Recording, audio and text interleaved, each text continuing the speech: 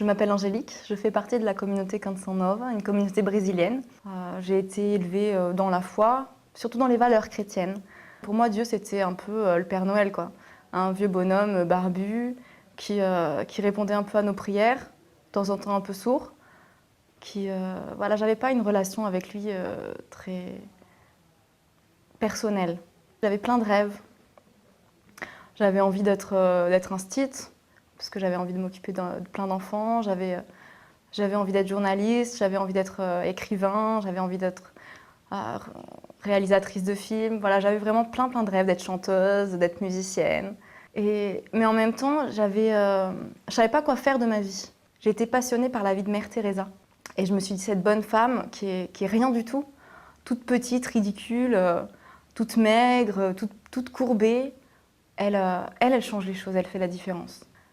Et peu de temps après, en fait, Mère Teresa m'a conduite à rencontrer Dieu, à vraiment faire une rencontre personnelle avec le Christ, à travers les pauvres, à travers les petits, à travers les malades.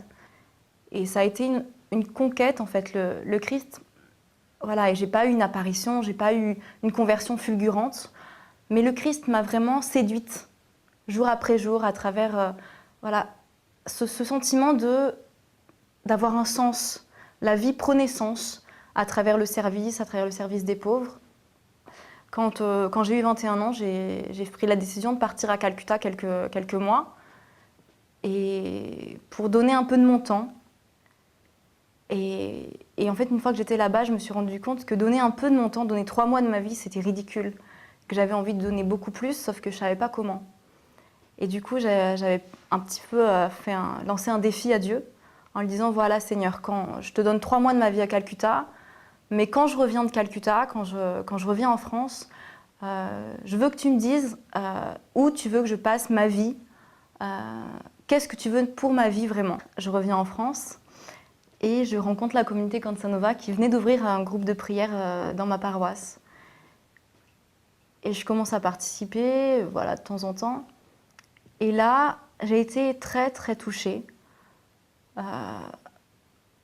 Parce que en fait, chaque fois que j'y allais, j'écoutais les enseignements et je me disais non, c'est la dernière fois que je viens parce que c'est charismatique, ça me correspond pas.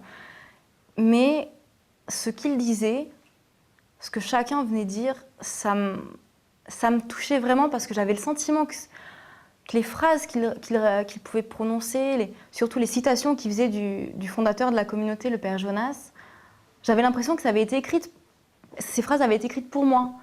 Que j'avais l'impression que de l'autre côté de l'océan, 30 ans avant, ce vieux bonhomme que je ne connaissais pas, il avait réussi à mettre des mots sur ce que j'avais dans le cœur.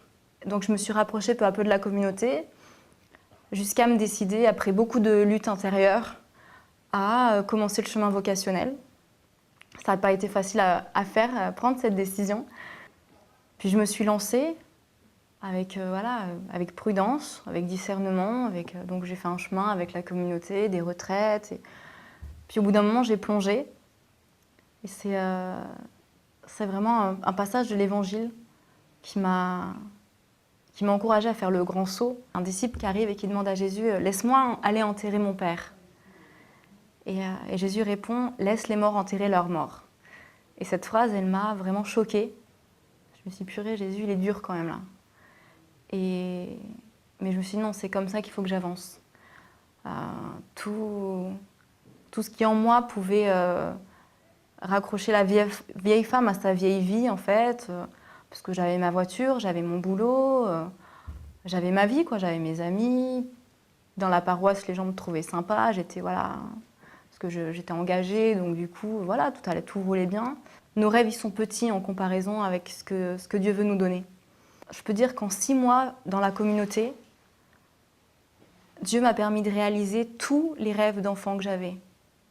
J'avais fait une liste petite, voilà, moi je voulais être chanteuse, j'ai chanté, je voulais être musicienne, j'ai joué de la musique, je voulais être écrivain, bon ça, il faut du talent aussi, hein. Mais j'ai eu l'occasion de traduire des livres, je voulais être réalisatrice de cinéma, j'ai eu l'occasion de réaliser des vidéos. d'être scénariste de vidéos. Enfin, voilà, Dieu m'a vraiment donné l'occasion de me montrer qu'il pouvait me donner beaucoup plus que ce que simplement moi je pouvais désirer. Et que mes désirs, si je les abandonne pour n'avoir plus qu'un seul désir, lui appartenir, mon bonheur il sera sans fin. Et aujourd'hui, je peux vous dire vraiment, je me prépare à me consacrer dans la communauté Cansan Nova et je suis heureuse.